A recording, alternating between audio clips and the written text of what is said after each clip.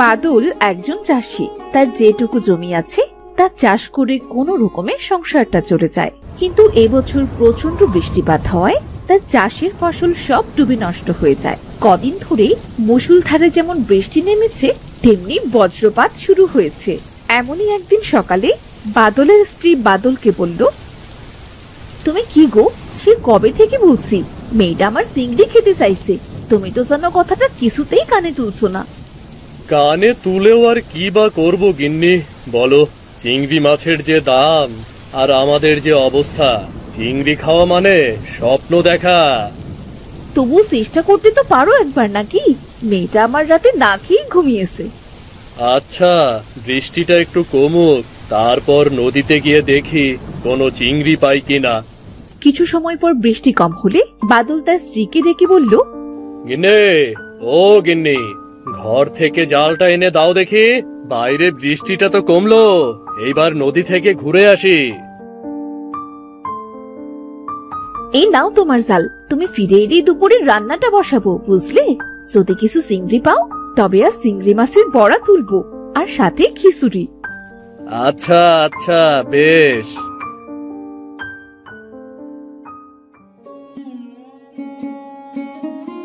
জালটা বেশি ভালো না।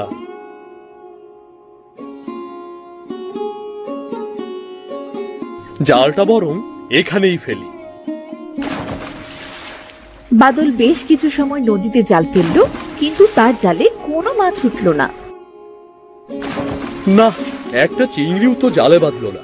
বাড়িতে গিয়ে মেয়েটাকে এবার কি বলবো? এই শেষ আরেকবার জালটা ফেলে দেখি তো।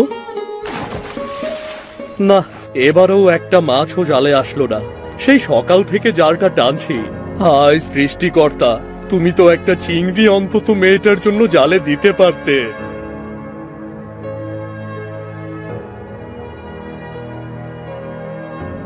বাদল নিরাশ হয়ে বাড়ি ফিরে এলো।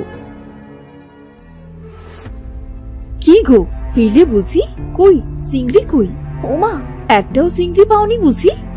না গো গিন্নি, একটা চিংড়িও পাইনি। তুমি চিন্তা করো না, কাল আমি আবার নদীতে গিয়ে আমার মেয়েটার জন্য চিংড়ি ধরে আনবো। না বাবা, আমার আর চিংড়ি মাছ লাগবে না।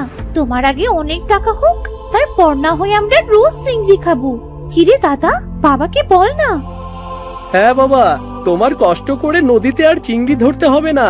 তুমি ভিজে কাপড় ছেড়ে শুকনো কাপড় পরে ঘরে এসো।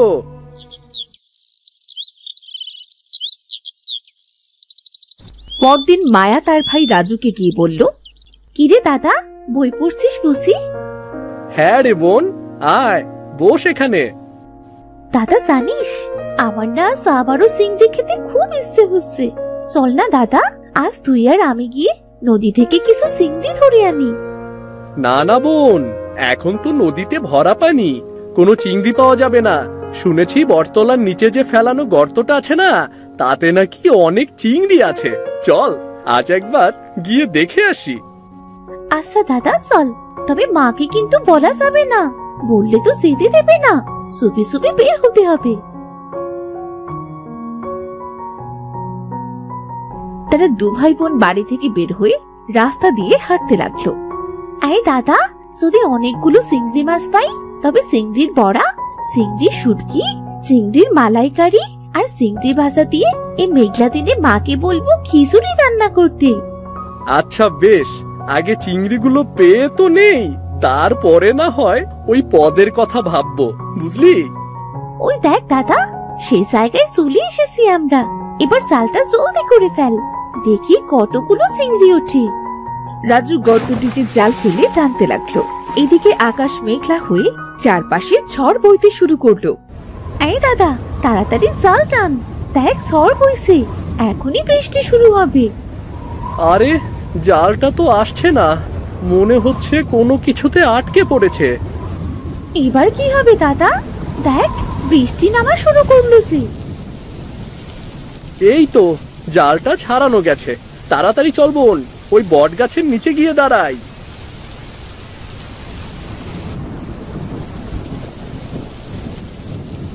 ও মা দাদা, দেখ কতগুলো চিংড়ি বেঁধেছে। চিংড়ির কথা পরে ভাববি, আগে চল এখান থেকে। এই দাদা, আমার না আমার না খুব ভয় করছে রে। এবার বাড়ি ফিরবো কি করে? চারপাশ দিয়ে অন্ধকার হয়ে এলো। এমনি শুনেছি বটগাছে নাকি ওনারা থাকে। যদি সত্যি সত্যি এবার নেমে আসে। ওনারা মানে ভূতের কথা বলছিস নাকি? হ্যাঁ দাদা, ওদের নাম নিস না। শুনেছি নাম নিলে নাকি ওনারা সামনাসামনি চলে আসে।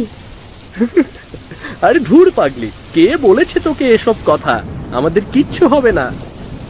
এই তোরা কারা রে? এই ঝড় বৃষ্টির মধ্যে গাছতলায় কি করিস? তোদের কি মৃত্যুর ভয় নেই নাকি রে? দেখ দাদা, ভূত। এবার কি হবে দাদা? আমরা একটা দৌড় দিই। না না, ভূত তো আমাদের থেকেও বেশি দৌড়তে পারে। এবার আমাদের ঘাড় মটকাবে। এই তুই থাম তো, এত ভয় পেতে নেই। কে তুমি? সামনে এসো। আসলে আমরা মাছ ধরতে এসে বৃষ্টিতে আটকে পড়েছি। ও বুঝলাম। তবে তোরা কি আমায় একটু সাহায্য করতে পারবি? তুমি আগে সামনে এসো তো, তারপরেই না হয় সাহায্যের কথা ভাববো। তোরা আমায় চিনবি না। ওই দূরে দেখছিস না, ওটাই আমার বাড়ি। আসলে এই ঝড় বৃষ্টিতে আমার ঘরটা ভেঙে পড়েছে। একটা মানুষ খুঁজছি ঘরটা ঠিক করাবার জন্যে, কিন্তু কাউকেই সে খুঁজে পাচ্ছি না। ওমা, ঠাকুমা তুমি? আমি তো খুব ভয় পেয়ে গিয়েছিলাম। তা এত ভয় পাওয়ার কি আছে? তোরা কি একটু যাবি আমার বাড়িতে? যদি একটু সাহায্য করতি তবে সে খুব উপকার হতো। আচ্ছা চলো ঠাকুমা, তোমার ঘরটা ঠিক করে তবেই বাড়ি ফিরবো। আচ্ছা ঠিক আছে, তাহলে আয় আমার পিছু পিছু। দাদা, এই বুড়িটাকে আমার সুবিধে মনে হচ্ছে না। যদি ডেকে নিয়ে আমাদের সব মাছ খেয়ে ঘাড় মটকে দেয় তখন কি হবে রে? আরে না, কিচ্ছু হবে না। চুপচাপ হেঁটে চল। তাছাড়া বৃষ্টিতে এভাবে ভেজার চেয়ে বুড়ির সাথে যাওয়াই ঠিক, বুঝেছিস? এই দেখ, এইটাই আমার বাড়ি। ওই চাল ফুটো হয়ে ঘরের ভেতর পানি পড়ে। শান্তিতে একটু ঘরেও থাকতে পারি না।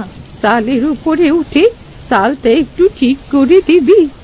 হ্যাঁ ঠাকুমা, দাঁড়াও, আমি এক্ষুনি তোমার ঘরের চাল ঠিক করে দিচ্ছি।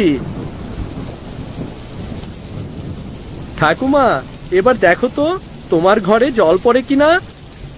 একদম ঠিক আছে, আর কোনো পানি পড়ছে না। এবার নেমে আয় রে, খুব বড় উপকার করলি বাসা। আয় ঘরে আয়। দাদা, বৃষ্টি তো এখনো থামছে না। বাইরে খুব বৃষ্টি আর বজ্রপাতও হচ্ছে। এবার কি করে বাড়ি ফিরবো? এই ঝড় বৃষ্টির ভেতরে বাড়ি যাবে কিভাবে? বৃষ্টি থামলে তবেই বাড়ি ফিরিস। তোদের দুজনার মতো আমারও নাতি নাতনি আছে। ওরা তো আমার কাছে থাকে না, অনেক দূরে থাকে। তবে ওরা মাঝে মাঝে বেড়াতে আসে। ও বুঝলাম এবার। আচ্ছা ঠাকুমা, তুমি কি বাড়িতে একাই থাকো নাকি? একা নয় তো আমার সাথে কে থাকবে শুনি? আপন বলতে যে আমার কেউ নেই। তোমার একা থাকতে ভয় করে না? ভয়? ভয় আবার কিসের? আমার ওসব ভয় টয় করে না। সারাদিন ধরে তোদের সাথে জমিয়ে গল্প করবো ক্ষণ। ঠাকুমা, জালটা তবে এখানে রাখলাম গো। যা রেখে যা, আর আমিও আমার হাতের কাজটা সেরে নিই।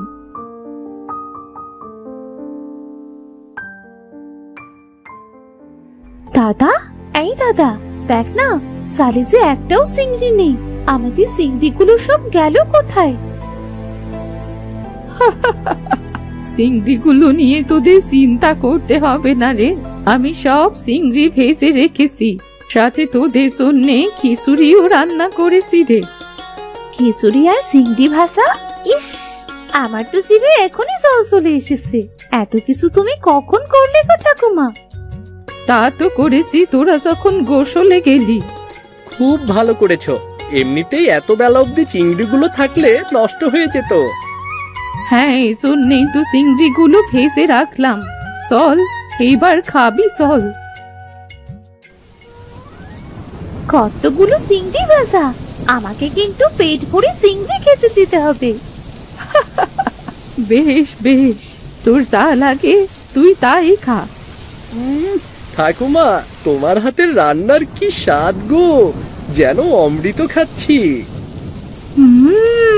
খুব স্বাদ হয়েছে খাবার।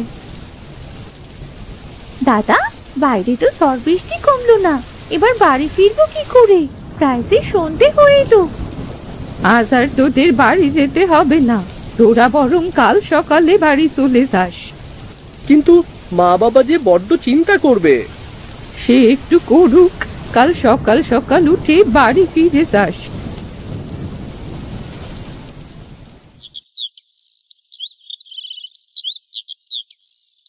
পরদিন সকালে মায়া ও রাজু ঘুম থেকে উঠে বাইরে বেরিয়ে এলো। তোদের ঘুম ভাঙলো বুঝি? হ্যাঁ ঠাকুমা, আজ আমরা আসি গো, অন্যদিন আবার দেখা হবে। জানি না বাড়িতে মা বাবা কি করছে। অন্যদিন আবার কোথায় পাবি আমায়? আমি কি আর এক জায়গায় থাকি? এইটা তো তোমারই বাড়ি বুড়িমা, তুমি তো এখানেই থাকো। না না, আসলে কাল আমি তোদের মিথ্যে বলেছিলাম। তোরা যদি আমায় ভয় পাস, এই জন্যে। আমি কোনো সাধারণ মানুষ নই রে, আমি তো একটা পেতনি। কি যাতা বলছো? ওগো ঠাকুমা, তুমি কেন পেতনি হতে যাবে?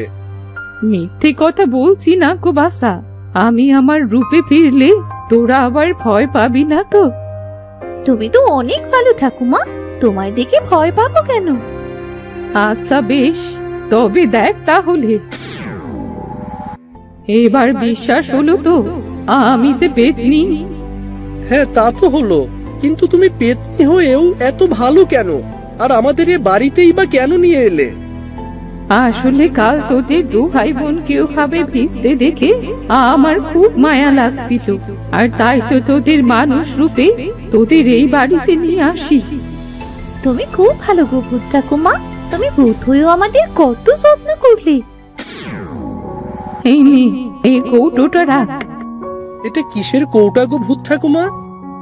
এইখানে কিছু চিংড়ি মাছের খাবার আছে।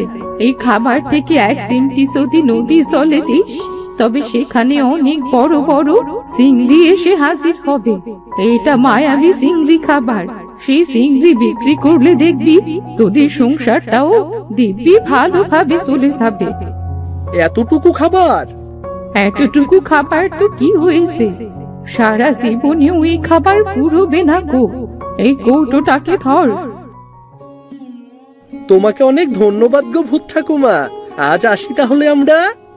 রাজু ও মায়া ভূতপুরীর কাছ থেকে বিদায় নিয়ে বাড়ি ফিরে এলো। বাড়ি এসে দেখলো তাদের বাবা মা খুব কাঁদছে। কোথায় গেল আমার ছেলে মেয়ে দুটো? খুঁজতে তো আর কোথাও বাকি রাখিনি। ওগো, আমার ছেলে মেয়ে দুটোর কি হলো?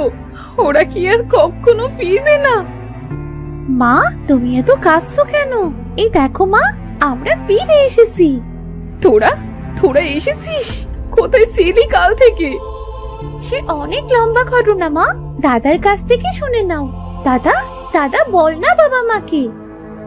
আমরা কত চিন্তা করছিলাম জানিস তোরা? এটা অন্যায় সেটা বুঝতে পারছি বাবা, তবে আমরাও যে বিপদে পড়েছিলাম। কি বিপদে পড়েছিলি বাবা? এরপর রাজু তাদের সাথে ঘটে যাওয়া সমস্ত ঘটনা তার মা বাবাকে খুলে বলল।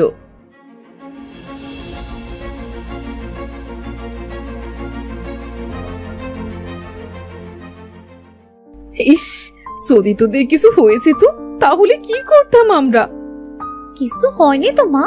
বাবা, চলো না বাবা, নদীতে এই খাবারগুলো দিয়ে দেখি কতগুলো চিংড়ি আসে। হ্যাঁ চল, যদি দুটো চিংড়ি পাওয়া যায় তবে বিক্রি করে কিছু প্রয়োজনীয় জিনিস কিনতে পারবো। চল না। আমাকেও তোমাদের সাথে নিয়ে চলো, অমন দৃশ্য দেখার সে তর সহ্য হচ্ছে না। তারা সবাই মিলে নদীর ধারে গেল। রাজু সেই কৌটো থেকে এক চিমটি খাবার নদীর জলে দিতেই সেখানে চিংড়ি মাছে কিলবিল করতে লাগলো। হ্যাঁ তো চিংড়ি, মা গো মা, এ যেন মনে হচ্ছে নদীর সব চিংড়ি এখানে এসে হাজির হয়েছে। এরপর বাদল ও রাজু একে একে সব চিংড়ি ধরে বাড়ি নিয়ে এলো। বাবা গো বাবা, এত বড় চিংড়ি, এত বড় চিংড়ি তো আমি কখনো দেখিনি। মা শোনো, আজ কিন্তু এই চিংড়ি ভর্তা, চিংড়ি ভাজি, চিংড়ির মালাইকারি করবে। আমি এখন থেকে রোজ চিংড়ি খাবো মা। খাদুক একটা। আচ্ছা শোন, আজকের চিংড়ি সব তোর, তুই যত খেতে পারিস।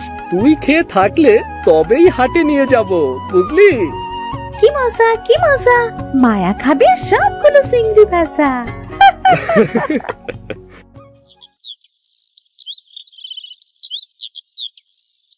এরপর থেকে বাদল ও রাজু একসাথে চিংড়ি ধরে তা হাটে বিক্রি করত।